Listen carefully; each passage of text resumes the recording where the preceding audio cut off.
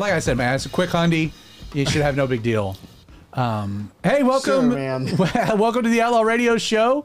My name is Zach Adams. I am the proud husband of Miss Jessica Adams, also the proud papa of Quincy, Theodore, and Mabel. Also honored, man, so honored, blessed to be the pastor of Calvary 316. Our church is located just outside of Athens, Georgia. The name of the church, again, Calvary 316, because we're off of Highway 316. And we also have there's like a lot of really good 316 verses. Our Sunday service is at 10:30. If you're local, come hang out with us one Sunday morning. If you are not local but looking for a good Bible teaching church that you can follow along with online, we live stream our service. You can learn all about the church, links to everything by just going to calvary316.com. I am joined, as always, by the man that needs no introduction, the maestro of this dysfunction.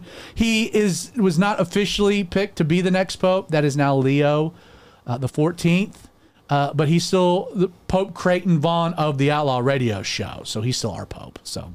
Yeah, it was mostly a political thing. I had some guys, he had some guys, and it just didn't work out. It went his way. They decided they were gravitating to an American pope, which is neat. Yeah, with Italian roots. I mean, you were close.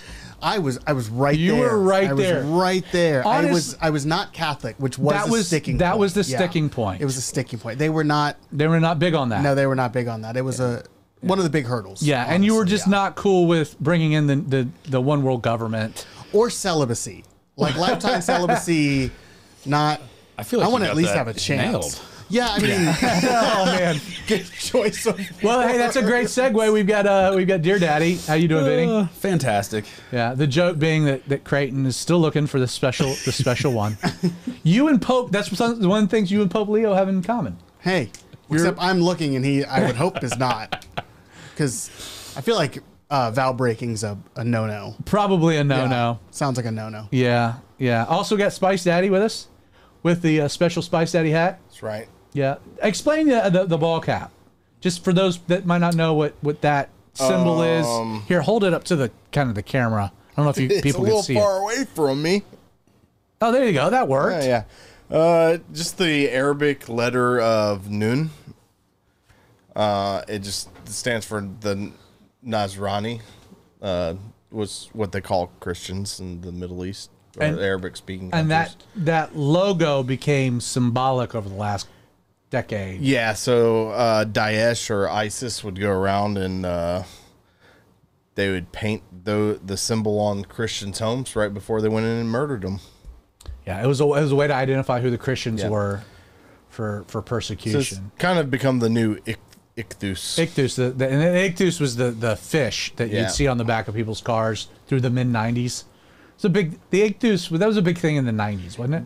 Still is. Is it still? Yeah, I see it everywhere. Really? Yeah. I feel like I don't see it very often, but every time I do, it's a little bit. But everybody knows what it is, but not a lot of people know about this, so it kind of gives me the opportunity to talk about it, especially when like Arabic-speaking peoples come into my place of work and. Still one of my favorite memes is the dude sitting there like contractor guy. He's like, maybe I should put the Jesus fish on my business card so people will know. And Jesus is leaning over his shoulder. He's like, maybe we shouldn't. We'll just let them figure it out on their own. No, that is good. That is good. So I guess just because it's been a topic, the little bit that I know about, interesting is Pope Leo the 14th was the chosen name. The guy was born in Chicago. Spent the majority of his ministry life in the jungles of Peru, kind of a real missionary heart. Was picked to be a cardinal and was given the job that he had of picking. I think he was picking deacons or elders or bishops. He was given a formal role, I think, in Vatican City. He was picked by Pope Francis, and so that's. He's 69 years old, that means he's going to be Pope for the next 15 years. Again, I think he speaks 6 or 7 languages. So every time they pick a Pope name, it's often a code for a little insight into what their emphasis might be. Pope Leo the 13th was like the Pope in like the early 1900s, like 1903, blah, blah, blah, blah, somewhere in there. And he was a social reformer. And so him picking Pope Leo the 14th could be like a good indicator or a bad indicator, depending on, again, and you can read all kinds of things. Like you'll see people that say, you don't find anybody that says he's conservative. I've not really run into that much. But people say he's a centrist. Then you have other people who say he's very much like Pope Francis and he's liberal. So I mean, time will tell. He's got an interesting Twitter history. Like if you go and you look through, he was on Twitter for a while. And so there's quite a bit of posts, but theologically he hasn't written much. He's really stayed under the radar. So people really don't know exactly. He's a White Sox fan. Which means that he knows suffering. So if he's a White Sox, he's a baseball fan, which I like, and he's a White Sox fan, which means that he knows what it's like to really just experience the doldrums of life. He's got strong faith. He's got strong faith, or perseverance, resilience, whatnot. There is a little scandal. He was, people have accused him of covering up some Catholic priest improprieties when he was in Chicago. Who knows? But there is a pope. He's not my pope. I follow Jesus. It is very interesting to see how a lot of the conservative Catholic podcasting world went silent. Like I have not seen much of anything about, for or against or whatever. So time will tell. We'll see. So did you guys see? So every Wednesday, I'll put an ad out, just letting people know, hey, Outlaw Radio is happening this week. Which, by the way, programming note: next week we're off. Pope Creighton's taking vacation, which is a good thing. We'll get to all of that tonight's episode. But with Creighton gone, we'll be taking next week off, which is all well because school ends for most people next week. The summer really gears up around here. And then we'll be rolling for like 3 or 4 more weeks, and then we'll take 3 weeks off in the very middle of the summer. So I think it's like the last week of June, and then like there's the first 2 Wednesdays of July. I think we're off. So we're reaching the summer months, and we'll get to all of that. But next week, no Outlaw Radio. So as a programming note, but where was I going with that?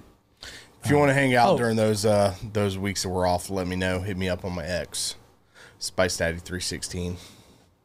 I have nothing else to do because this is all I do. We typically hang out and brainstorm future episodes. We get some good ideas. We do. Really good ideas. You could just show up at my house and we could just go live on the deck. Oh, that's true. But you don't understand the ideas that me and Zach come up with when it's true. When Creighton's gone, it's this planning sesh. It's always dangerous. It is. It's a planning sesh. The mice will play. Always. Right. It's how we got his mom on the show. It's how we did the David. Still Guzik one of my thing. favorite episodes that we've had is my mom. It was a great episode. It was a very successful brain sesh that Spice and I had. No, but what I was bringing up is on Wednesdays I'll send out, a reminder. Hey, this is what the show's going to be. Join us tonight at 8:00.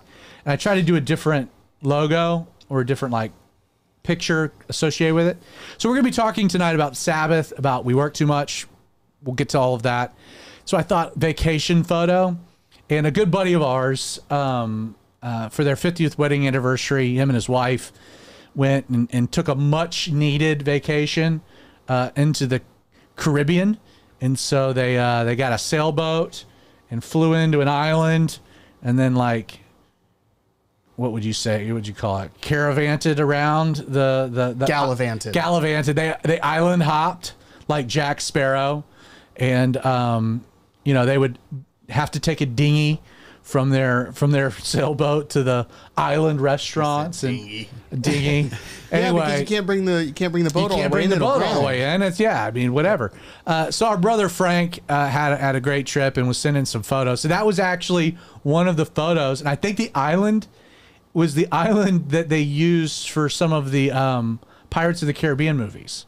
Oh, nice. And so it was either that or Jurassic Park. I forget what it was. But so shout out to Frank for the photo. We appreciate the photo. And how you guys doing? Let's just a little chit chat. How are we? Normal.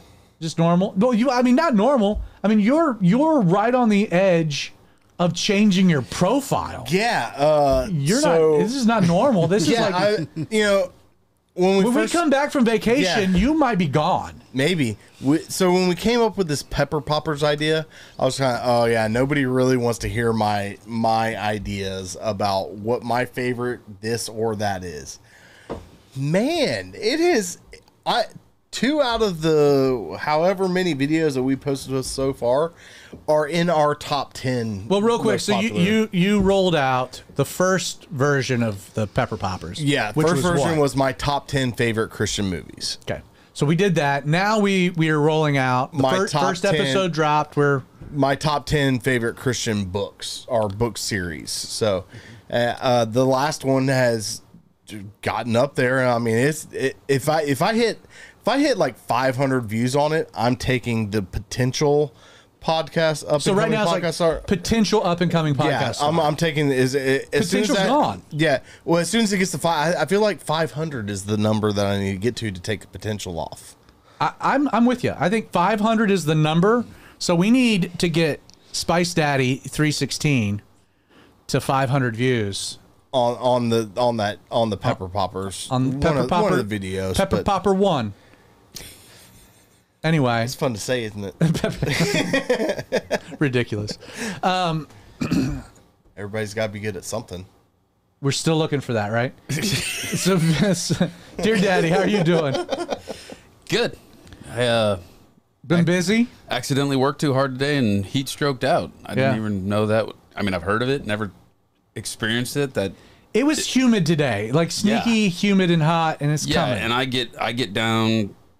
You know, I go downstairs to work on this bus that I'm building, and I get down there at like 7 a.m. So it's nice and cool, you know, and I got my coffee and a cigar, and I just kind of get going, and then I get in the zone, and I just forget that there's a world happening around me, and I'm just go, and the next thing I know, I'm like pouring sweat, and then my skin just went cold, and then I was like, ruh-roh. Yeah, I crawled up the stairs to go chug water. That was the first time I've ever had a heat stroke. That was rough. Yeah, it's also you've gotten old, so yeah, you don't quite have that. You don't have quite the stamina that you used to. I'm still like 18 in my head. Yeah, but your body is your knees are not. Though. Your body's a good 63. My body's a quitter. Your body's my body and my brain. We argue a lot. So. Yeah, I have a friend that she got into walking in the mornings, like early morning, and it's like her time with the Lord. I eavesdropped on a FaceTime that she was having with Jessica, and so she was talking about how like she's really enjoyed these walks. She's been doing these walks, spend time with the Lord, and whatever. And then she, like had like her knee was like bothering her, and so she like went to the doctor and was like, I think something's wrong. You know, I've been doing these walks, and the doctor was like, oh, no, that's just because you're 42. Like, that's the diagnosis. She's like, it's not like a torn disc or I got an ACL. He's like, nope, that's just called age. And I was like, man, I feel that. I'm 42, but no, my knees are still good. They're gangster. Everything's good. I just apparently have to drink water when I work. When you're working outside in Georgia. Weird. So I'm going to set up tonight's topic by, I have a friend that he does HVAC work, and so he's kind of the technician that manages our church property, and so once a year he'll come in and do like a full diagnostic, and you know, again, when you're dealing with a warehouse church, you know, we have learned over the last decade plus that it's having these evaluations done, like the system fully flushed and checked before you get to the summer, mitigates like mid-July. You come in on a Sunday and you can't get the building higher than like 92 degrees, you know, lower than 92 degrees. You're like, oh, we have it's nice to prevent problems than having to deal with problems. The middle of the summer and the dead of winter are the worst 2 times to have HVAC issues. Yes, this just that upstairs Sunday school room. If it gets out of control. No AC. Yeah, there's none. I have to teach that next time. Oh, good luck. It's an oven. It can get out of control. We've got it where it's gotten better. This past year we made some changes. Anyway, so this was the week that my buddy came out and was doing the evaluation, whatever. And so I met him up at the church, and he had like this Dude, he was gimping around. Like, he's our age, but like his foot it wasn't even in a cast. Just for the record, what do you mean by our age? Because I am not y'all's age. Shut up. Yeah. I'm still young. Let's just move on. Nobody There's even not likes that much of a step down from me to you. There's a pretty hefty step down. No. From You're 8 years older from than 40 to how old are you? I'm not 32. I'm not even 40 yet. Ugh, I was a gangster when I was 32. Like I said, I knew you at I 32. am not y'all's age. I just wouldn't want call that you to a be clear. gangster. Oh, I was killing it back then. I mean, I still am. What am I talking about? Yeah, Just drink water. You think at 42 you'd know that?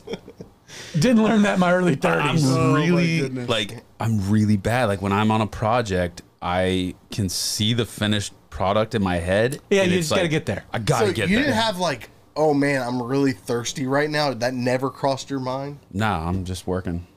So that's good. No, this will all play into things. It's working out just like I dreamed it. So we were chit chatting, and his foot was clearly messed up.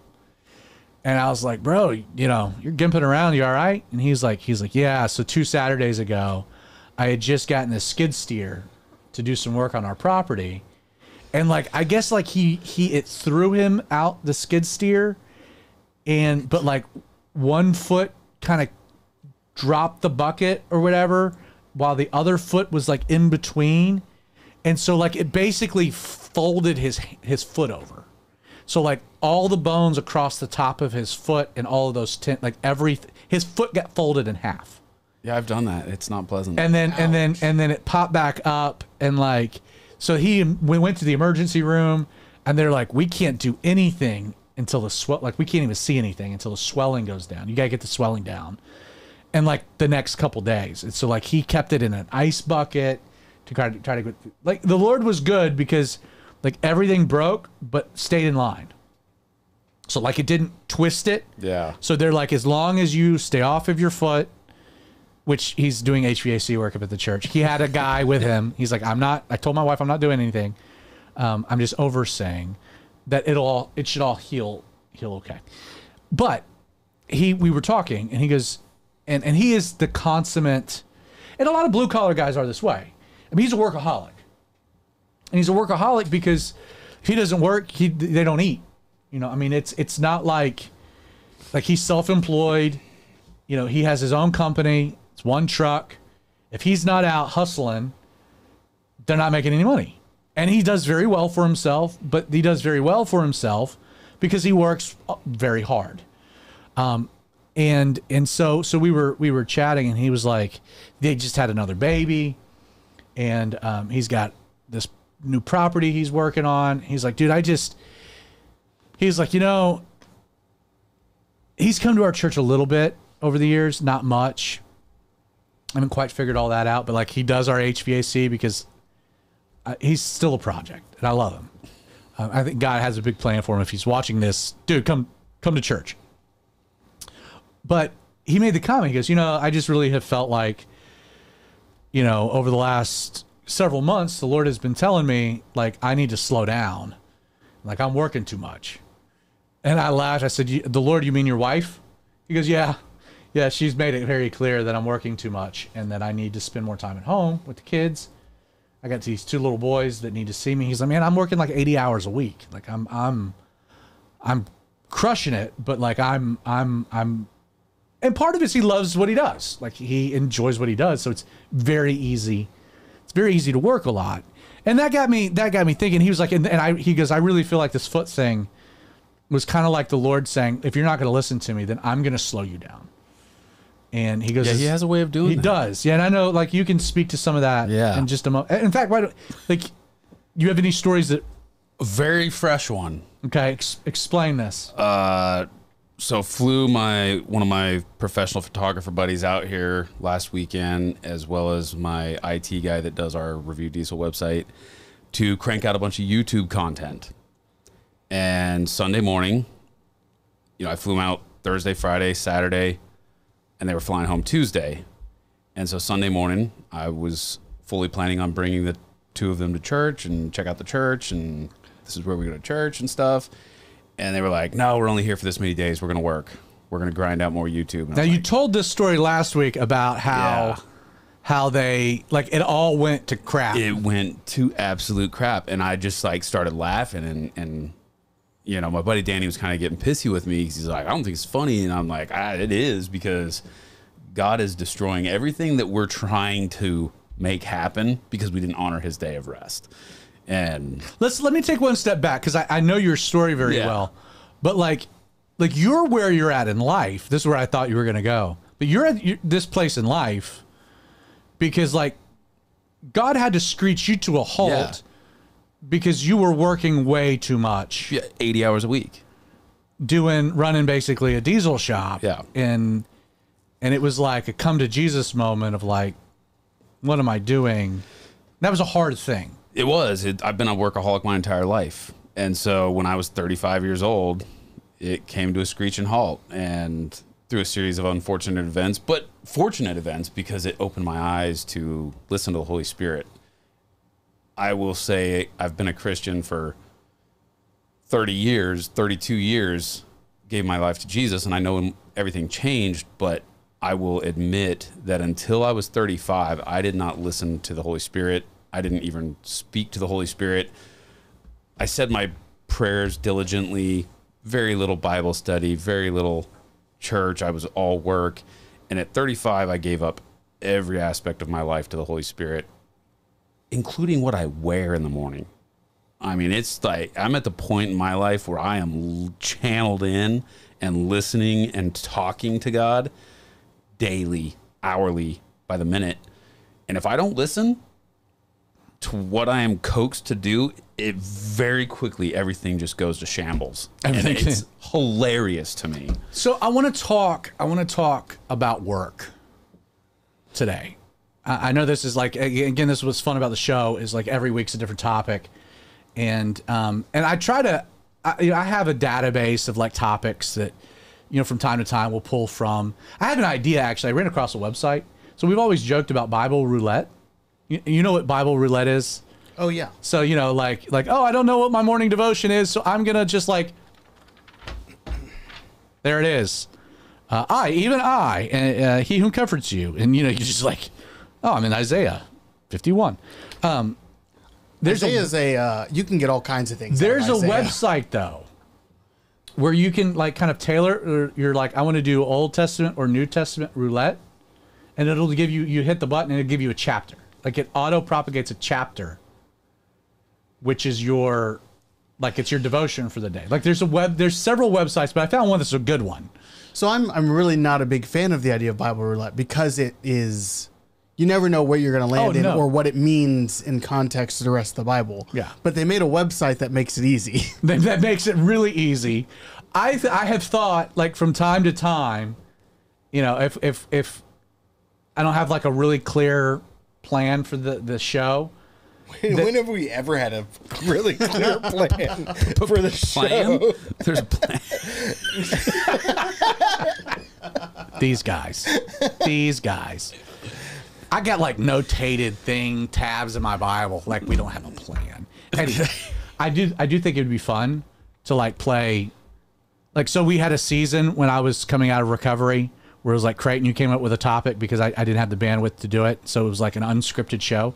But I do think maybe from time to time to go to this website live and like click and see what chapter of the New Testament it gives us and come up with a Bible study like on the fly. I think it'd be fun. I think it's great. We'll throw it up on this monitor. We've got the screen back there so we can show the... Like it actually happening, yeah. But anyway, so there's a list of topics, but a lot of times, like I really want...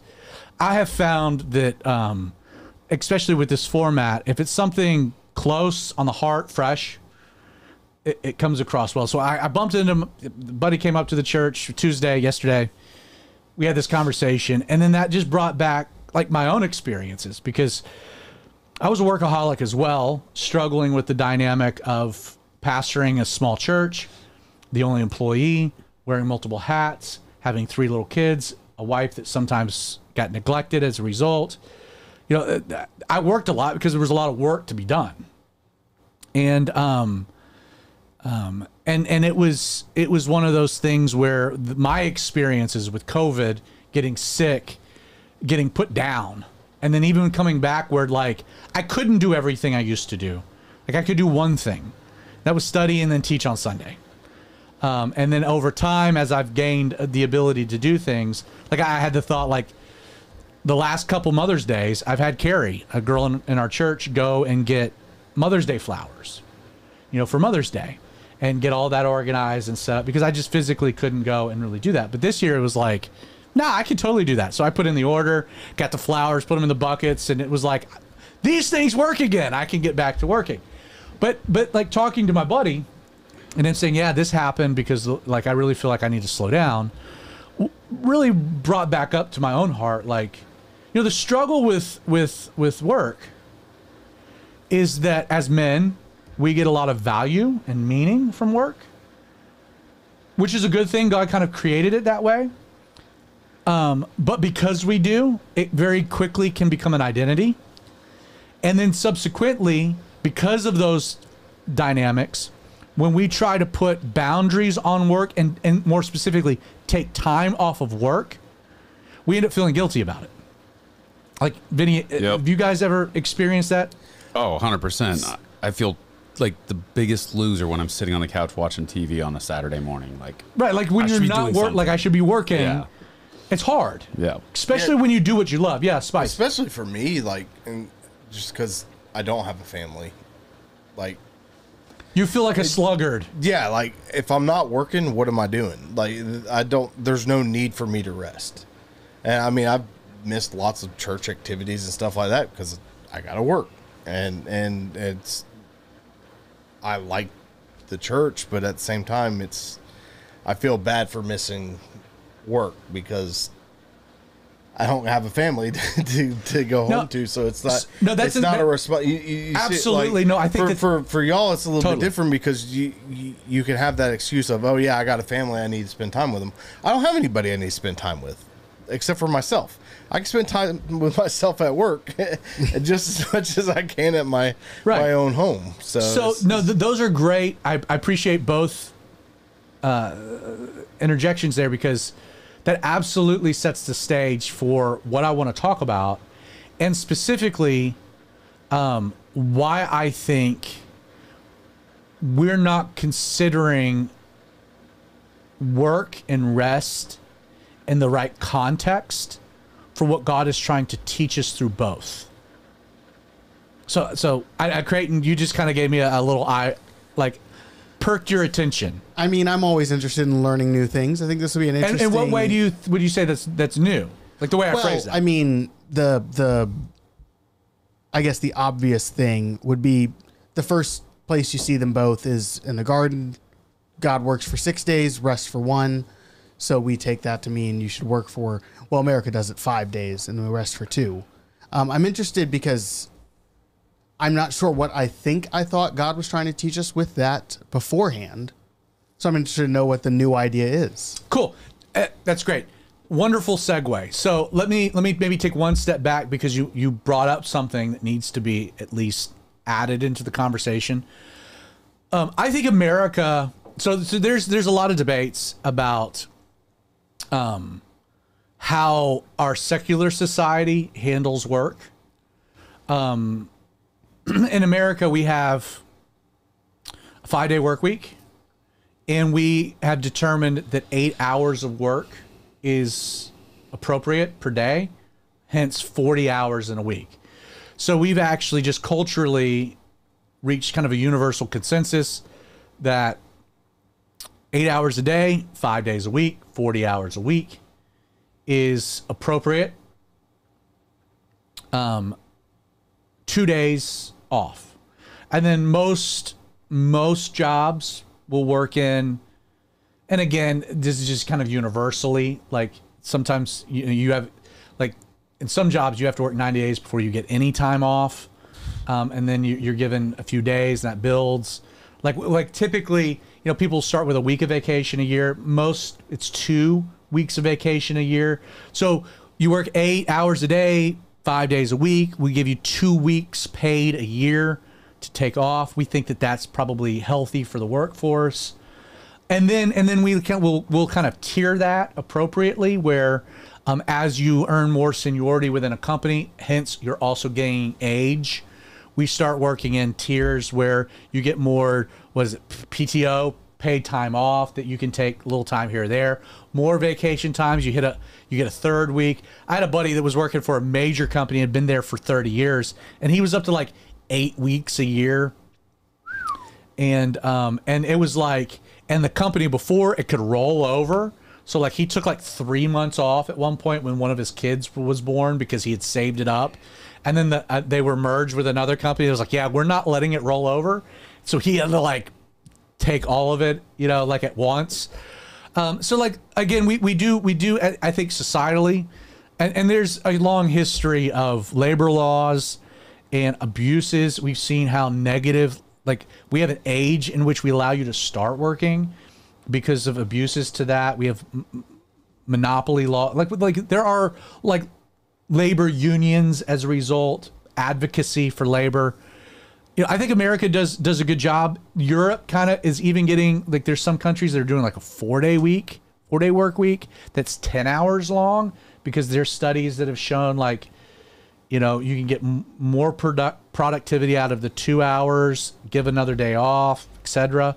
The reason that America landed on the weekend, our weekend model, is because like we recognize that one of the 2 days that you're not at your actual job is still work, because you have to take care of your home. So like your Saturday, you got to take care of the yard, you got to do your honey-do list. Like it's still work. Like, hey, you're working here. You got a day you need to work.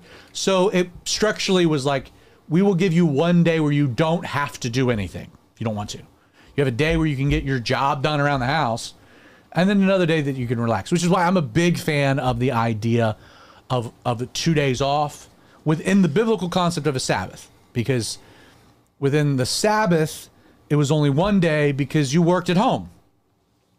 That was your job. And so like you take 1 day off because you didn't need the 1 day, you were working somewhere else, you needed the day to work at home. I think that that's a wise thing. So that should at least be addressed. We have a lot of different ways of dealing with that. And this is not even like a critique to like the American model. I will say that whatever the American model is, we do live in a nation of workaholics. People work incredible hours. There is a huge workplace to rest. It's out of balance. People feel guilty for taking time off. I do think like we have problems socially. Even though we have a good structure, there are problems socially. And I do think as men, and as Christian men, we don't understand, again, what God is really trying to get at in this exercise. So that's what we're going to talk about tonight, what we're going to unpack. Let's begin. You got like five places that we're going to get to in Scripture. By the way, if you are watching us live, if you'd like to join the conversation, you can do that on X. Spice Daddy is periodically checking the feed there. Facebook, you got Vinny is checking that. Creighton's got the YouTubes. That being said, if you're watching, you can always email us any question at popecreighton@gmail.com. We welcome any questions about the show. We can bring those up in future episodes. But we were talking about work. We work too much. I don't think God likes it. Why do I say that? So let's talk about rest, the structure, the Sabbath, what this whole thing's about. God's ideal. Creighton, you already brought it up. In Genesis, we have like the introductory model, where God created in 6 days, and then on the seventh day, he rested. He's in essence, he ceased from his work. And what did he do? He wanted to enjoy his relationship with man. So the idea of God walking in the cool of the garden, except like God was no longer working, nor was Adam. They were enjoying, like man was enjoying God. That was the idea. God was enjoying man, man was enjoying God. The other 6 days, man was enjoying creation. So we had that structure within the Genesis narrative. 6 days God worked, the seventh he rested. It's one of the reasons that I'm a believer in a literal presentation of the creation narrative. Because where do we get the origins of the work week? of not even the work week, but a week. We have that origin, and it's cyclical, the way that it's played out through the creation narrative, like 6 days, seventh, with a 7-day week. So God worked for 6, and then on the 7th, completion, 7 being completion, he rested. What's really interesting about that is that what's never mentioned again in the book of Genesis? You know what's actually not mentioned at all in the book of Genesis? Sabbath? The Sabbath. Like it's not there at all. Do you know when the first mention, so we have God setting this precedent, 6 days, 7th resting. Do you know when the very first mention of the Sabbath comes into the narration? The Exodus, when God gave Moses the 10 Commandments? Yes, because you're cheating because my Bible's open right here. No, it's Exodus not. 20. I know that. I just reviewed a whole movie over. That was a nice Pepper Poppers movie. Yes, it is. By the way, not the Prince of Egypt. I reviewed that whole entire movie, all about Moses and the Exodus. Not to be a spoiler, but you did a top 10 book review, and you know what you didn't include? The Bible. An Amazon Christmas. Of all the things sure didn't. for you to not include. I know, and I regret that. I'm sorry, Jessica. Unbelievable. Hey, do it now. Unbelievable. No, it's not. No, it can't be done. It will be my top number 1 choice in my top 10 Christmas movie / books review. What's that great scholar? The philosopher, scholar, poet. Jessica Adams? No, Kamala Harris. Oh. Said that what is undone must not be undone. What is done must not be undone. What is done? You got to be really drunk to say it, but I don't. Yeah, I don't have any idea. Her quotes are an enigma. A word jumble, word soup. Anyway, so no. Genesis is the most grace-centric book of the Bible. God never told anybody to rest. Because they rested. It was Abraham rested. Like it was, he didn't have to. Again, we find the very first mention is Exodus 20, verse 8. And so we got the top 10, not Pepper Poppers, but God Poppers. You like what I did there? You did like that? I do like that. Yeah. I just equated your Pepper Poppers to the 10 Commandments, by the way. Like lightning should come down from heaven. Thank you. The original top 10 list. Thank really. you. At this rate, I might take off the potential and the upcoming and just go straight to You could say God ordained and inspired podcast star. That's the next thing that's going up. Spice Daddy 360. So no, you get to, so again, God, we know, rested on the 7th day. That's the precedent. But then in the law, Sinai, God, 10 Commandments, verse 8, chapter 20, Exodus. God said, remember the Sabbath day to keep it holy. And by the way, everyone would be like, a what day? Like this was not like, you think that they had that as slaves in Egypt for 400 years? Like, this is a whole new concept. So he says, remember the Sabbath day. Remember the Sabbath day. So it starts with remember a day. Well, remember what day? Keep it holy. So set it apart.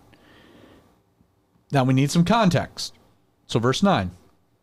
6 days you shall labor and do all your work. Okay?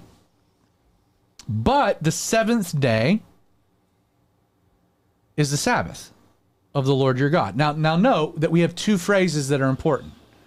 You have Sabbath, but now we have Sabbath day connected to 7th day.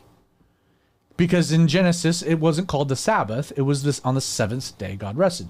So we have this connection between Sabbath and this day of God ceasing his work. In it you shall do no work. You, nor your son, nor your daughter, nor your male servant, in case you're looking for a loophole, nor your female servant, nor your cattle, nor your stranger who's within your gates, which would be another loophole. Be like, I can't work, my wife can't work, cattle can't work, sons and daughters, but the stranger, we're putting him to work. For in 6 days, so this is the justification of it, The reason for it, for in 6 days the Lord made the heavens and the earth, the sea, all that is in them, and rested the seventh day. Therefore the Lord blessed the Sabbath day and hallowed it, or made it holy, is the idea. So the establishment of this idea of, hey, my people, my peeps, work 6 days. All right, Papa, we get that. We know that. We were good at working. We were slaves. But the seventh day, no work at all. Don't work. Take it off. Chill out. Cease. Be cool. You and everybody else, even your cattle, don't work. Now, the Jews, spoiler alert, like didn't really follow this. That becomes a thing. We'll get to it. Jesus, which we'll also get to some of the things that he says, has to deal with this Sabbath day thing a lot because they took what God said and they added a lot to it and things got real convoluted. So that's just a little teaser. But this is what God says in the law. In fact, if you want like the longer explanation, you'll get to Leviticus.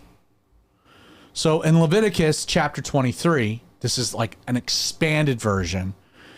And the Lord spoke to Moses, saying, "Speak to the children of Israel and say to them, the feasts of the Lord, which you shall proclaim to be holy convocations, these are my feasts." And then he says, 6 days shall work be done, but the seventh day is the Sabbath, solemn rest, a holy convocation. You shall do no work on it. It is the Sabbath of the Lord. Now note that. We'll get to it. Sabbath of the Lord. Not of men, but it's the Sabbath of the Lord in all your dwellings. Now,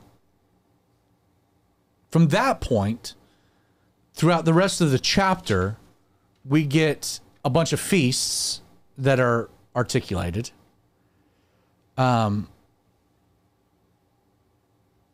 New topic in chapter 24 of Leviticus. Chapter 25, we get to the idea of the Sabbath year of 7 and then the year of Jubilee. Now we're not doing a full exposition of Leviticus here, but let me explain like how God wanted his people structured. Because at Sinai, God brings this ragtag group of slaves to Sinai, 10 Commandments, kind of a summary. God gives the law to Moses. How he wants his people to function when they get to the land of promise, how he wants society to function, how he wants the religious world to function, how he wants the economy to function. Like God goes through great lengths.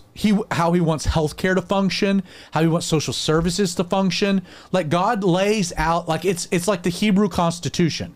Like this is the Bill of Rights. This is how I want my people to operate. Even to the point, like this is where I want them to live, how I want them to dwell, where I want my tabernacle, how I want people structured around it, how we're going to move. Like God goes through incredible detail because God is a God of detail. So how does God want work to commence within his people? Well, first, you work for 6 days, which is important. You work. Like you work a lot, actually. Like of a given week, you're working way more than you're not. So like let's keep that in mind. Why? Because God created work. Work was invented when? Before sin. God made Adam and did what? Put him in charge of what? Tending the garden. And then gave him the job of naming the animals. Adam had a job and he had work, and that work was physical labor. Now, it was before sin. And then as a result of sin, man's work, we're told, became labor.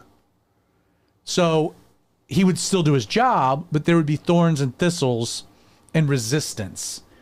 Because man was now resisting God. What God had given man dominion over would now resist him. That was the idea.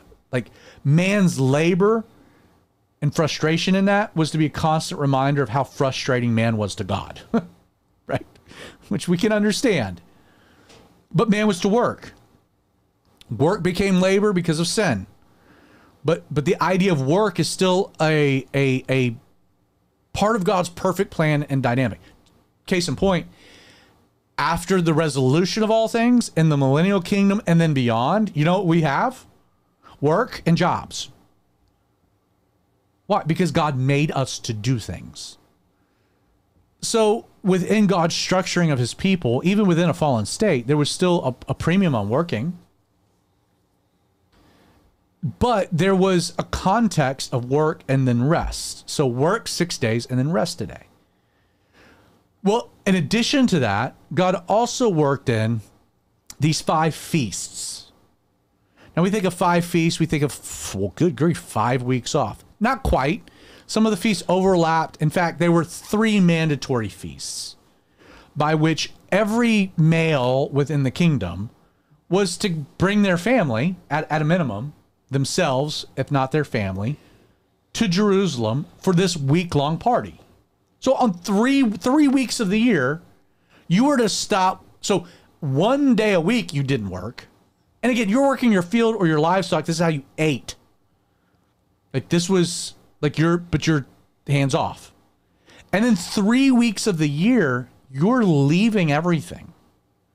Like trusting God, like, and they were like determined points of the year. So you're like, yeah, man, I'm really under the gun. And God's like, I don't care if you're under the gun.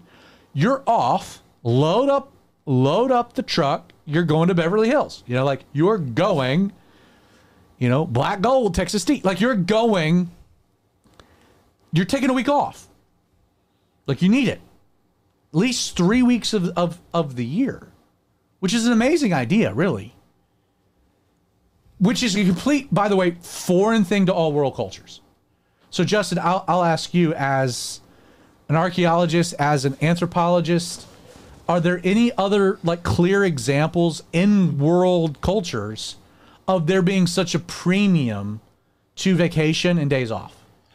So I know I put you on the spot, but this is just thought came to my mind. I don't know about historically, other than the Jews having the feast. Well, we just brought that up. Like, yeah, I'm getting to that. But like other cultures that I've lived in, they had way more vacation time than Americans did, and that it was kind of awesome. I'm not gonna lie, but at the same time, it was also like, how are we defining work and rest? And that's kind of where I'm at, because like I feel like even when I'm not at work, I'm not like, what's the difference between me spending time? Does God want us to completely just sit there and lay in a hammock, or does he want us to just kind of rest and just... Great question. That's a great question. Because like like what if you enjoy, like the other day I was like, I mowed the yard. I sat on the mower and I mowed the yard for like an hour and a half, and I enjoyed that. And that was work, but it was enjoyable. Or like doing other stuff that, like, even at my own job, doing other stuff towards that job, like what's the definition of work and the definition of rest that we're hold that thought. Hold that thought, because I think the end of this might give some clarity that might naturally answer that question. Because for me, like that's where, because as someone who doesn't have a family, and essentially all I have is work. Well, I can and even like when I'm at the church doing stuff, like I'm basically working on Sundays, but I enjoy it. So like what? Okay, no, that's great. What's my calling? No, that's great. We'll get to that. I'll add another wrinkle even into that, because there's the old saying, find something that you love and you'll never work a day in your life. That's true, and it's not. What I do for a living, there's every part of it that I love. That I love. Like, I don't consider... I have a hard time considering my work labor. But that becomes dangerous, because I'll do it all the time because I love it. So we'll get to that, because I think that there's a point that's going to be made. I guess I'm just asking from the archaeological anthropomorphic idea, like... I can't think of one from historical context that what God's doing here in Leviticus is a radical idea. It is, because like you either go to different And it's hard as a Westerner because the Westerners from like a puritanical standpoint in the Americas are always working. Right. And I don't know why the Puritans were like that, but it just seemed like they're always working. We are always working. So there's as Americans. There's a dynamic within this Levitical structure of the way that God's framing his people. And again, the nation of Israel, as God designed them, was to be a beacon unto the world, that there was a better way to live, that God had a better way to live than the way that the world was. And that people could look to Israel and say, whoa, whoa, whoa, whoa. And one of those things would be like, if you're an outsider or like a foreign land, and you're looking over at the Israelites and you're like, dude, one day a week, they don't do anything. Dude, that reminds me. So, and like three times a year, they're like leaving everything behind and going and having a big celebration. Like, and I feel like I understand this now that you're saying this. So in high school, I played football and I played baseball. And then one year I didn't make the baseball team. And my dad said, you either play sports or you get a job. Obviously, I don't want to get a job, so I tried out for the golf team, made the golf team. Okay. So I'm sitting there, first practice, we're hitting at the driving range. And at the end of it, they said, all right, time to go. And I looked around these other sports at the end of practice. What did we do? We ran. So I was fully expecting going into golf practice to have to run the cart paths or something like that, and it didn't happen. And so I don't know why that just kind of going into this foreign culture of of having rest after. It's a different thing. It's a different thing. I couldn't comprehend going into something and not having to do conditioning afterwards. So jumping back in, God's like, take one day off a week, take at least 3 weeks off a year. And then what's radical is that chapter 25 of Leviticus, God's like, you work the land for 6 years. And in the 6th year, I'll give a double increase because I want you to leave the land fallow for an entire year. So like every 7th year, they were off all year. And they were to it was like a 1-year retirement plan every 6 years. You know why that is, right? Well, it's to let the land... The soil. Yeah, for sure. Which is then why when they don't obey God for 490 years, never doing that, God removes them from the land for 70 years because they had stripped the soil. That's why we have GMOs now. That's why our soil is terrible. It's terrible. So you have this whole structure. Fascinating. Like God is obviously placing a premium on the Sabbath thing. The feast, taking time off. Work 49, the 50th year is a whole nother extra year, the year of Jubilee. All debts are forgiven. God in his structure, yes, man is created to work, but there's something interesting, and here's the tease.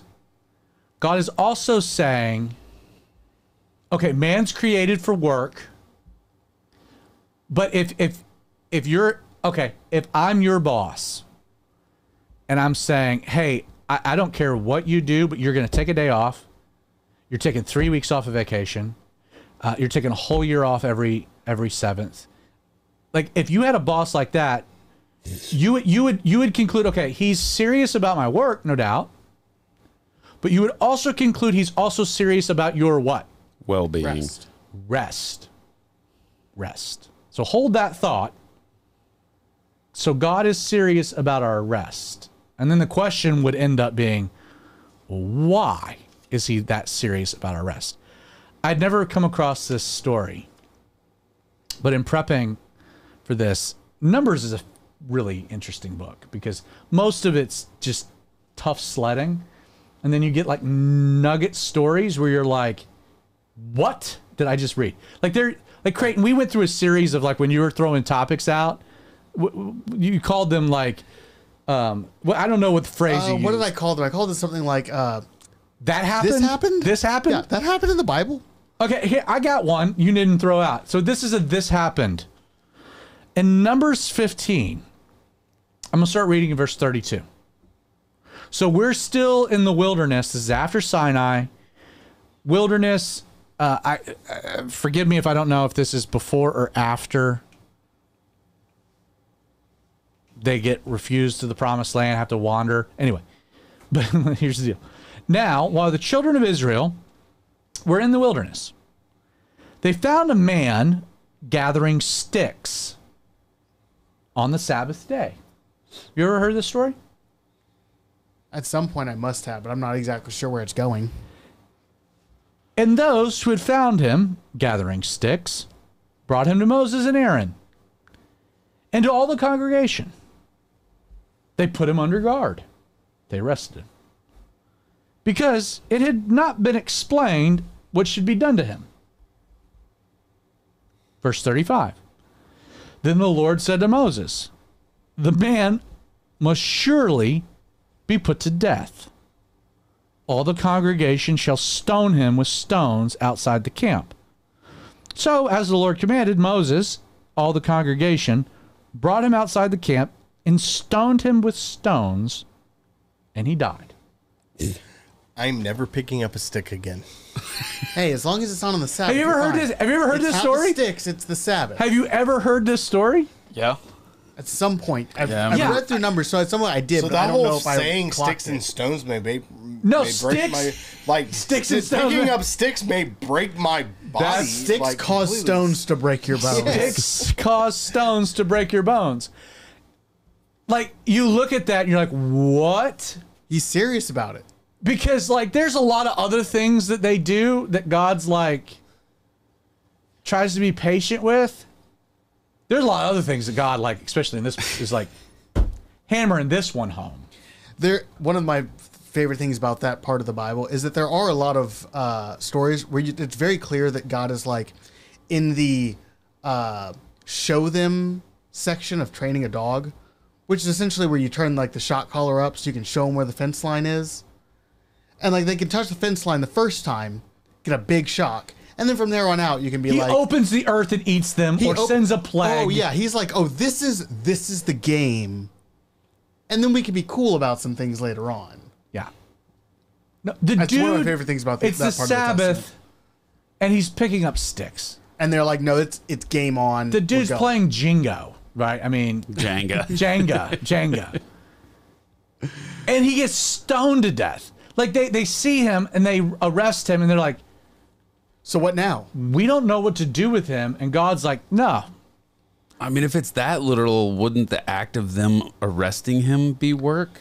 Well, again, the problem... Solid question. Well, with tradition, or even stoning him to death be work. Right. The traditions that play out, we have to assume that his job was stick picker-upper. But would they not be policemen working on the Sabbath? No, they Or wouldn't. maybe They it would was just be cold dudes. nights. And They would be executioner? dudes playing out God's Citizens law. arrest? Regardless. Yeah, citizens arrest, not cops. Citizens Dude, arrest. they stone the guy to death for picking up sticks. And you're like,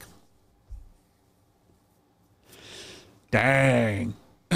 God's like real serious about this Sabbath thing. Which, again, then it becomes more ironic that the people, like, at that point, you would be freaked out to do anything on the Sabbath.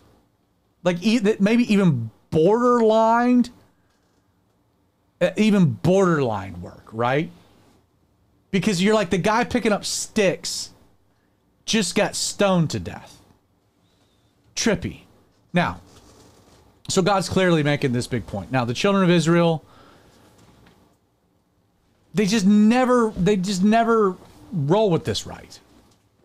To the point that, like, they get taken into exile. 490 years that they don't do it right. They don't do the Sabbath year. That's why they're gone for 70 years. They're allowed to come back into the land. That happens. And then Nehemiah, it's like he's at the end of Nehemiah, he's like talking about the things that they need to be real careful about. One of the things is a Sabbath day. He's like, bro, we didn't do this right. This is a problem. Now, you get to the New Testament. And what's one of the biggest things that Jesus is dealing with? It's the Sabbath. Like, Jesus, at a minimum, seems to be picking on them because of their beliefs on the Sabbath, maybe more extreme. He seems to be completely blaspheming their versions of the Sabbath. Like, Jesus has no regard for the way that the Jewish people were handling the Sabbath by the time he came along. A great example of this, and so I'll read a section. So I'm in Mark chapter 2, and I'll begin with verse 23. This same story is included in Matthew 12 as well as Luke 6. But it happened that as Jesus went through the grain fields on the Sabbath, as they went, his disciples began to pluck the heads of grain. The Pharisees said to him, "Look, why do they do what is not lawful on the Sabbath?" But Jesus said to them, "Have you never read what David did when he was in need and hungry, and those with him? How he went to the house of God in the days of Abiathar the high priest and ate the showbread, which is not lawful to eat except for the priests, and also gave some to those who were with him?" And he said to them, "The Sabbath was not made for man." So this is the big deal. The Sabbath was not made for man. The Sabbath was made for man, and not man for the Sabbath. Therefore, the Son of Man, and he's speaking of himself, is also Lord of the Sabbath. I'll read that again. So Jesus said, the Sabbath was made for man. So the point of this was for man. Man was not made for the Sabbath. And then he says, basically, I am the Lord of the Sabbath. Now that is like a really trippy idea across the board. Because up until this point, historically, the conclusion about the Sabbath was that it was for who? God to rest. That it had something to do about man. Oh, right. The seventh day was for God. Sabbath was for man. Again, the Sabbath was made for man. Now the question would be for what? And not man for a Sabbath. Meaning, like, man doesn't necessarily need the rest, but man needs the rest. Mm-hmm. And then Jesus says, and I'm the Lord of the Sabbath. Again, that's such a strange, and it's repeated in 3 Gospels. And then John's Gospel will deal with the Sabbath in a whole lot of different ways. Moving forward, do you know that after the Gospels, the next time the Sabbath, do you know the last time the Sabbath is mentioned? The last time? Yeah, the idea of the Sabbath. I would assume sometime in Revelation. No. Probably the book of Acts. The book of Acts, chapter 18. Hot dang. Good for you, Justin. Oh, it's almost like I have a degree in biblical archaeology and I have to study it all. Sabbath is not mentioned at all in any of the epistles or apostolic writings. Because here's the deal. The Sabbath, the idea of the Sabbath, ceased to be. Oh, that makes sense. Now, from even a Jewish perspective, it ceased to exist. Why? Because Jesus was resurrected on Sunday, and Sunday became the day of rest and worship, no longer Saturday or the Sabbath. But it's bigger than that. It's bigger than that. It just disappears. Which is a really interesting thing, especially in our bigger questions of like, well, what is the whole point of this? And while Hebrews is super confusing, it's a really complicated book. I want to read a section of scripture, Hebrews chapter 4, that gives us a wrinkle to this, and I think it's the insight. And then we'll bring it all together here. Hebrews chapter 4, we read, therefore, since a promise remains of entering his rest, let us fear lest any of you seem to have come short of it. For indeed the gospel was preached to us as well as to them, but the word which they heard did not profit them, not being mixed with faith in those who heard it. For we who have believed do enter that rest, As he said, so I swore in my wrath, they shall enter my rest. Although the works were finished from the foundations of the world. All that's kind of confusing. Let's continue. For he has spoken in a certain place of the seventh day in this way. And God rested on the seventh day from all his works. And again in this place, they shall not enter my rest. Since therefore it remains that some must enter it, and those to whom it was first preached did not, that's the Jews, because of disobedience, again he designates a certain day, saying in David, today, after such a long time, it has been said, today, if you will hear his voice, do not harden your hearts. Still confusing. For if Joshua had given them rest, like, where does Joshua come from? Joshua had not given them rest, then he would not afterwards have spoken of another day. There remains therefore a rest for the people of God. And here's the key. For he who has entered his rest has himself also ceased from his works, as God did from his.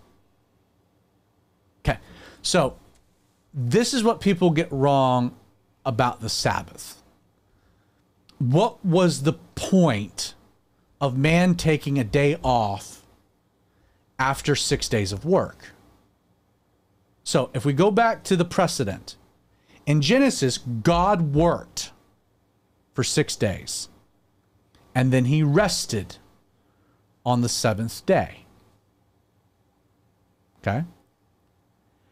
Which is Saturday. And it was that day in which God enjoyed a relationship with man. But what happened on that day? Man sinned and rebelled against God. Which means that God, on the eighth day, ceased from his rest and began a work of redemption. God had had one Sabbath because it was him. He's the Lord of the Sabbath. God's only day of rest was the seventh day. And because man sinned, his rest ended and his rework began. And God worked all the way up to a second Sabbath. So what's the second day that God rested? Day that Jesus resurrected? Not that day. Day he died? The day before. The day that he laid in a tomb. And God did nothing. God rested. Why? For his work of recreation was completed. So why do we then take a day of rest? Is it because we need it? No. That's not the point. The point is that it's us recognizing a much bigger, important idea. And that idea is that, like, why did God have the Hebrew people take a day off? It's so that they would remember their works meant nothing. And that God was still working and he wasn't getting a day off. Which is why when somebody worked on it, he whacked them.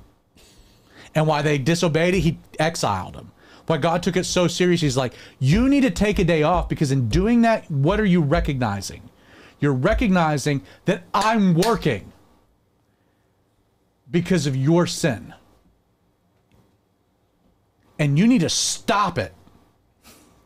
Stop doing anything because you're the problem. And I have to work to be the solution. It's why it was such a big deal in the Old Testament. Why is it not a big deal in the New Testament? It's because God has entered his rest, and now we've been invited to re-enter his rest with him. So here's the deal. Is there a law? No. We go back to Genesis. The Sabbath day is gone. We are in perpetual rest. Because we are in a relationship with God, which is what man had on the sixth day and he ruined. We are in the Sabbath. The Lord is the Sabbath. We are in our rest. Now, that being said, do I think that we can still honor God and remind ourselves of this principle by taking time? Absolutely. Again, we don't need to work anymore. What is our identity in? Our work or in a person, Jesus Christ? So taking time off of our work to just rest in Jesus reminds us of what? What our identity really is. Why do I, as a pastor, need to take time from pastoring? Like to say, leave me alone. It's to remind me that my identity's in Jesus. My main job is Jessica, and then my children, and then being a good friend, and then pastoring a church. Why do I need to take vacation time? That's for the same thing. It's to say my identity is not what I do; it's what I am in Jesus. It's our time off now becomes an expression of a deeper spiritual reality that we possess. So, like, back to your question. You don't have a family? You have a family. But, like, you don't have a wife, you don't have kids.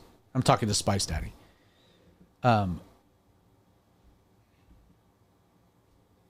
You want to mow the yard? If you mow the yard with Jesus, that's rest. Right? If you want to spend some extra hours at work because you're ministering to some people and you don't have other obligations, but you're doing it with Jesus, that's rest. Like, again, we actually we're new creations in Christ Jesus. Old things have passed away, all things have become new. We are pre-fall Adam living in a post-fall world. That's a good line. I'll say that again. We are pre-fall Adams living in a post-fall world. That works better with your last name. Well, yeah, it's because I'm an Adams. But my point is that I don't work for identity. I don't work for provision.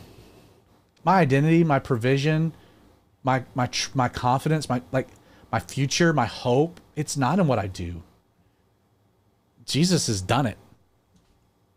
And if Jesus is in his rest, I'm in his rest. And what I do gets glorified. And I think, do I need to take any time off? No. I mean, the New Testament says nothing of it. Doesn't at all. It says nothing of it. But why do I? Because I think it helps me remember what I actually am. Does that make sense? Mm-hmm. It's a different way of thinking about a vacation. I mean, take a vacation. Why? Well, because like I need to remember that like really nothing in my life is in my control anyway. And I shouldn't really control it. It's kind of like how we talk about tithing, which the purpose of tithing is not because the church needs your money.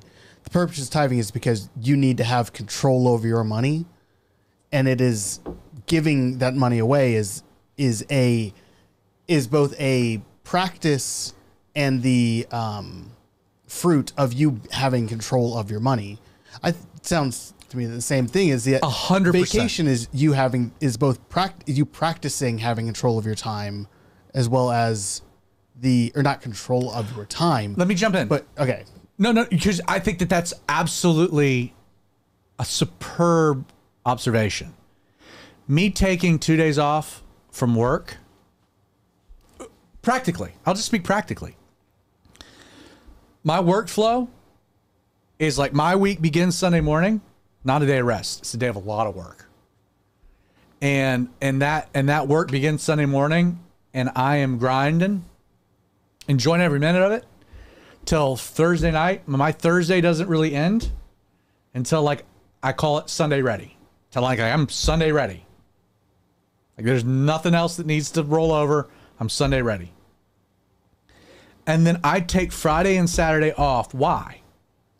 Well, there's practical reasons. But the deeper spiritual reason is that it's my way of saying what I do is not who I am. And my success is not even all that dependent on what I do as much as it is. I could easily do church ministry Friday, Saturday, and just roll through it. But what am I doing? I'm making that my identity, as opposed to saying no. As much as I love this, and I do. This is not me, and it's not the most important thing.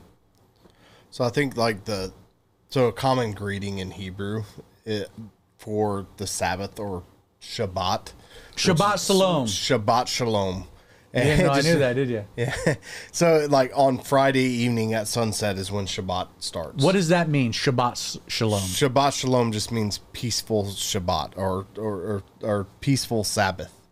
Essentially is what that means. Have a peaceful Sabbath. Or may the Sabbath bring you peace. Yeah. So I think that kind of sums that up. Is it's not that you're not working, but that you have peace. And peace often in my mind means rest from something. Right? Peace from it's rest from whatever your work is. Right. So peace often we associate with war. Well, that's rest from war, right? We're always at war, but as soon as we have peace, that's rest from that. We have peace from this or peace from that. That's rest from those things that you are commonly into. Yeah. So, Vinny, I mean, again, going back to earlier statements, workaholic most of your life. I mean, this idea of what this actually means now, because again, like for me, you know, it's always hard for me to take a vacation. Because again, I love what I do. Like I don't want to leave it for a week, but I have learned that it's important for my own heart to do that, to implore that exercise, because it keeps, like you were saying with money and tithing, taking time forces me. It's why when I go on vacation, I have to turn off my phone. It's like, you know what? The house can burn down. I do that. Like the only way that anybody can get in touch with you on vacation is like, it has to be a big enough emergency that you're okay calling Jessica to get to me. Now, not saying that there aren't things that might fit the dynamic, but like Creighton, you'd have to really think long and hard. I have done it before and it's never fun. Yeah. Wait, what do you... The time that me and David got stuck on the roof, I'm pretty sure I either called Jessica or Joe because you were on vacation. You got stuck on the roof? You don't remember this story? Yes, me and David Bardick got stuck on the roof of the church. Of the church? How do you not remember this? I don't remember this at all. Well, I wish I never got a hold of him because he was on vacation. No, I totally did. How did you get stuck on the roof of the church? Was it on fire? No, but you got to let that roof burn. We climbed up the roof. Did you get the reference? So David climbed up the roof because I am afraid of heights. I didn't know we could say that. I was very careful. Okay. And he was trying to get to like a bird's nest or something, so he climbed up on the awning and then up onto the... No, I had David kill the bird's nest. I was like, dude, I can't do this. But you can do it. Me and Dave got stuck on the roof that day. And we had a Sunday morning. You and Larry. We had a Sunday morning. I was preaching, and there was a chorus of little birds chirping. Oh, it was outside. Loud. It was loud. And afterwards, I was like, "What's going on?" David's like, "Dude, there's a bird's nest right up there. It's like it's pretty high." I was like, "I can't deal with this. Can you kill him?" He's like, "I'll drown him. Don't worry. I got it." That is terrible. Yeah. And so, how did you get stuck up there though? Because you were too afraid to use the ladder. I'm terrified of heights. It wasn't you got stuck up there. It's that you were too afraid. So I went up there to try and help David. Riley, can you believe that? The second tier, and he needed me to bring him a chair or something to try and get down from the second tier onto the awning. It was a whole deal. Who came to help you? Because I didn't. I do not remember.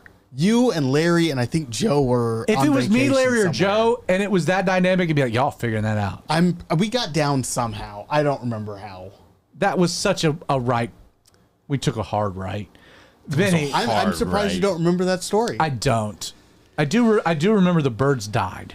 Yes, the birds were taken care David of. did kill the birds. Yeah, it was a 5-gallon bucket, I think. That is so terrible. They didn't have a chance. Also, It was necessary. also I did mention probably illegal. I didn't. Well, they okay. They might have been bald eagle, but I did mention Riley. We do have a guest. Vinny's daughter is off camera, hanging out with us tonight. So hopefully she'll go to Honduras on a mission trip, but we'll see. And not drown baby birds. Yeah, just throwing that out there. So Vinny, back to just the topic. Kind of bring it home for us. Yeah, no, it's 100% the same concept as tithing. It's trusting God with your finances, and I think that's a lot of times for a workaholic, that's the thing. Like you said specifically with your buddy with the air conditioning, he's doing well because he grinds hard, and if you stop, you potentially lose that. And that's not having faith in God, that's having faith in our own works. So taking that time off and trusting God to get you through those finances, that's the lesson. That's faith. That's giving up a portion of your income as a tithe is no different than giving up a portion of your week as time off. Amen. Absolutely. It's full circle because you're trusting God with your financial well-being and not yourself. And so if we're working 7 days a week, 90 hours a week, we are 100% not trusting God. And I'm guilty of that. Not anymore, but I was. And we even need to work with that with like vacation. And like for every person, it's different how much time is necessary. Again, like even with the tithe. I mean, the Bible places 10% as like, I think, a starting point, by the way.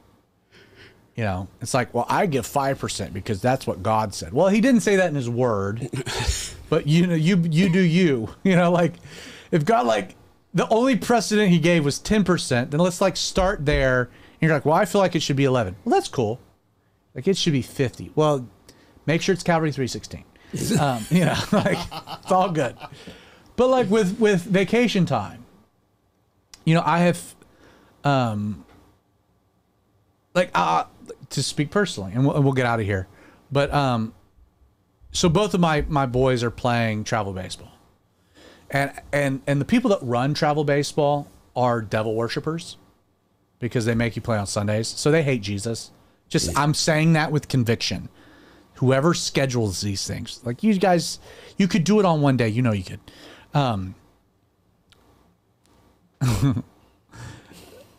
Devil worshipers. Sadists. Yeah. That'll be a whole episode. But the like the elders of the church, like knowing that our boys, because they're playing higher level baseball, this is how they play. This is a thing. They're like, we don't want you to miss out on all of the Sunday tournaments. Because I work on Sunday, I can't be there. And the elders of our church are like, we don't want you to have to miss out in this predominantly springtime. And then the second component is they're like, we don't want Jessica to be like a baseball widow where she's trying to figure out how to get two boys to two different places on a Sunday morning. So graciously, you know, on March, late April, again in June, the guys give me some weekends off to be able to not be Pastor Zach, but to be Dad. Father Adams. To be Dad. To be Dad. But I so appreciate that because even those small things are like subtle ways of helping me even keep in context, like what's my main ministry role? Like you guys are on the list, but my children are above you. You know, like when Jesus said, you know, gain the whole world but lose your soul, I factor that into I gain the whole world, but if I lose my children, like a parent has one job, get your kids to heaven. Like if I fail in that, like I don't care, honestly, be like, oh, I got like a whole bunch of people to heaven and my kids aren't there, that's going to be a bummer. And so it's like being dad. And so they give me the opportunity to take time off. And man, it's hard. I think those are hard Sundays because most of the time I'm local. And like the last tournament, Quincy he played at noon, which means he had to be there at 11, which means technically, like, I was like, technically I could have made it. Well, no, it's like technically I could go up to, like, I really that night had the debate. You know, I could go up to the church at 9 o'clock, help Creighton and Justin get the building booted up, make sure everything was good to go, and then I could run. I could get Quincy. We could do the whole thing. And it was like, no. This is more about your heart. Yeah, we would have been upset. I mean, I would have been upset if you're supposed to be at baseball and you showed up at 9 a.m. when we're like, me too. So I'd have to. No, we were having a good old time. So, man, I think it's a great my music episode. Selection until then would have been much better. Yeah, that's a whole nother time. No, I think this is a good conversation that needs to be had. Again, to bring it all home, God doesn't care what you do. I mean, he cares what you do. He doesn't want you to sin. But like, as far as like work goes, he'll give you a job. He'll give you a calling. He'll give you like a thing to do. But like, that's not like how he's going to judge you or evaluate you. Like, God judges you ultimately by whether or not you're found in Christ. And that gets you to heaven or not. And then whether or not you're faithful with whatever he's given you. But like, take time off. Like, take time off. Weekly. Quarterly. Take vacation. Why? Because you need the rest. Sure, we can get into all the physiological things of like, you do need vacation. There's benefits to that, whatever. But spiritually speaking, you need to take these times off to remind yourself of who you are and like what's important. Because often with vacation, it's like, I'm not doing what I normally do, which helps me keep that in context. And I'm spending more time with the people that I really want to spend time with. And that's also important. So like, Creighton, you're off next week. You leave Friday. I'm very excited. Enjoy it. Be refreshed by it. Be blessed. Wrap it up. Hit me some music. Spice. Thank you for joining us. If you've been watching live on our YouTube channel, outlawradio.live, or maybe you've been watching live on facebook.com/The Radio Outlaw, or maybe you've been watching on X, which is Zach_Adams. So glad you've been with us. Hope you enjoyed the episode. If you're not watching live, but say you're listening, check out the live stream. We appreciate you listening. We podcast Apple, Google, Spotify. So if you're watching, check out the podcast, share it, like it, pass it along. But if you're listening, join us on a Wednesday night. We'd love for you to engage with us and subscribe, like, share our YouTube channel. That helps us raise the profile. If you ever run across on Facebook or YouTube any of these shorts that we're producing, man, like them, pass them along. Even if you don't like them, just lie and just click them like you do. You don't even have to watch them. Just click them. Move right along. It helps us.